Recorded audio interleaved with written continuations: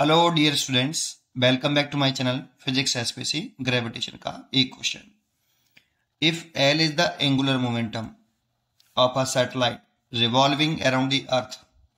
Is circular orbit of radius R, इस पे ध्यान दीजिए, सर्कुलर ऑर्बिट की रेडियस है विद स्पीड वी, देन चार चॉइस रखिए। तो सबसे पहले डायग्राम बनाते हैं कि ये आपका एक अर्थ है,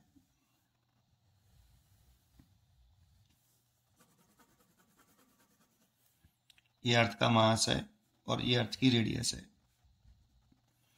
और एक सैटेलाइट है ये रहा, इसका मास स्मॉल है में, ठीक है, और ये इसकी रेडियस ऑफ ऑर्बिट है, सर्कुलर ऑर्बिट की radius centre to centre small R है ना, ये ऐसे घूम रहा है। अगर अर्थ की सरफेस से h हाइट पर है ये ऐसे, तो radius of orbit small R, radius of circular orbit, radius of circular orbit, और इसकी वैल्यू लिख सकते हो आप, लिखना चाहो तो r प्लस एच का टर्म है, चेंज करना चाहो तो यहाँ पे circular orbit radius small R के टर्म में ही क्वेश्चन गिवन है हमें। इसकी orbital speed of circular orbit ये v गिवन है हमें, ठीक है, और इस ऑर्बिटल स्पीड ऑफ सैटेलाइट की वैल्यू हम जानते हैं रूट के अंदर, ये ऑर्बिटल स्पीड ऑफ सैटेलाइट है g, यहाँ पे अर्थ का मास आएगा, सैटेलाइट के मास से इंडिपेंडेंट होता है, और रेडियस ऑफ ऑर्बिट आएगी, यहाँ स्मॉल आर आएगा, सेंटर टू सेंटर सेपरेशन, ठीक है। और एंगुलर मोमेंटम में लिखें, एंगुलर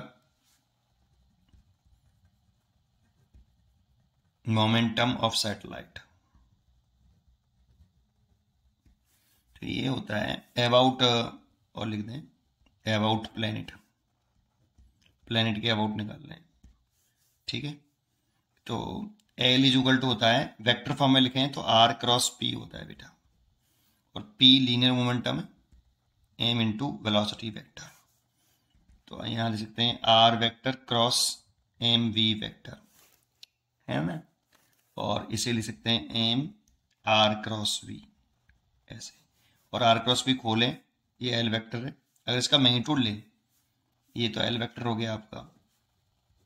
अगर इसे मैग्नीट्यूड फॉर्म में लिखें तो एम मैग्नीट्यूड लिख रहे हैं तो आर क्रॉस वी को लिख सकते हैं R V sine theta, actual में ये फॉर्मूला होता है, मोस्टली एल बराबर एम बी आर कर देते हैं, लेकिन पूरा बताना चाहिए, M B R sine theta होता है पूरा, थीटा जो होता है वो angle between R vector and velocity vector होता है, तो वेलोसिटी वेक्टर तो ये दिख ही रहा है हमें, आर वेक्टर देखें तो सैटेलाइट का एंगुलर मोमेंटम निकालना है प्लेनेट के अबाउ, तो प्लेनेट पे तो टेल होगा आर वेक्टर का, और हेड सैटेलाइट पर होगा, this is the R vector, head ये होगा। अब टेल एंगल देखना होता है तो इस आर वेक्टर को एक्सटेंड करना पड़ेगा ऐसे, तो एक्सटेंड करेंगे तो जो एंगल आएगा ये थीटा 90 डिग्री, हर जगह पे 90 डिग्री वो सर्कुलर ऑर्बिट में घूम रहा है, इसीलिए एवरी प्लेस पर थीटा 90 डिग्री लिखेंगे, तो हियर थीटा 90 डिग्री, तो एंगुलर मोमेंटम हो जाएगा एम बी आर, ठीक है। ये तो एंगुलर मोमेंटम का फॉर्मूला हो गया। अब इसमें आगे बढ़ा लीजिए आप, सैटेलाइट का मास तो स्मॉल है हमें, अब v आप ऐसे नहीं लिख सकते, इसमें l proportional to v, reason v जो है आपका अलग अलग ऑर्बिट के लिए, अगर रेडियस ऑफ ऑर्बिट चेंज कर दें, रेडियस ऑफ ऑर्बिट अगर बढ़ा देते हैं, जैसे रेडियस ऑफ ऑर्बिट इंक्रीज कर देते हैं, तो ऑर्बिटल स्पीड जो है वो घट जाएगी बेटा, that means orbital speed radius of orbit पर डिपेंड कर रही है, और रेडियस ऑफ ऑर्बिट को चेंज करें तो आपकी उस कंडीशन में ऑर्बिटल स्पीड चेंज होगी, तो डायरेक्ट रिलेशन लिखने का मतलब बाकी के अदर फैक्टर कांस्टेंट है, तो इसमें स्मॉल आर कांस्टेंट नहीं है बेटा, इसीलिए ऐसे लिख नहीं सकते। प्रोपोर्शनल लिखने का मतलब बाकी के जो दो टर्म है एम और आर वो कांस्टेंट होने चाहिए, तब आप ऐसे लिख सकते हो, है ना, तो इसीलिए L is equal to M B R sine theta में आपको वी की वैल्यू पुट करनी पड़ेगी, G capital M over small are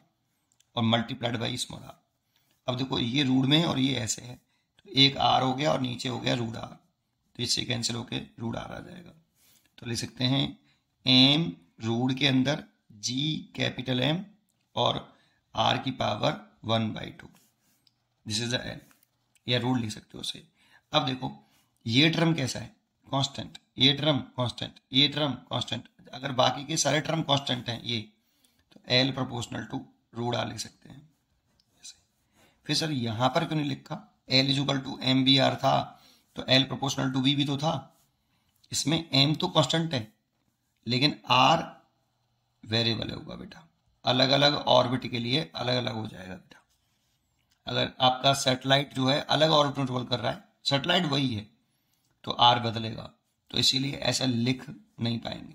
directly proportional लगाने का मतलब है कि बाकी के अदर फैक्टर कांस्टेंट होने चाहिए, तो देखो इसमें बाकी के सारे अदर फैक्टर कांस्टेंट है, इसीलिए मैं ऐसे लिख सकता हूँ, ठीक है नहीं। इसीलिए इसकी जो चॉइस होनी चाहिए वो आपका L proportional to root R होनी चाहिए। C is correct choice. पढ़ते रहिए और खुश रहिए। Thank you.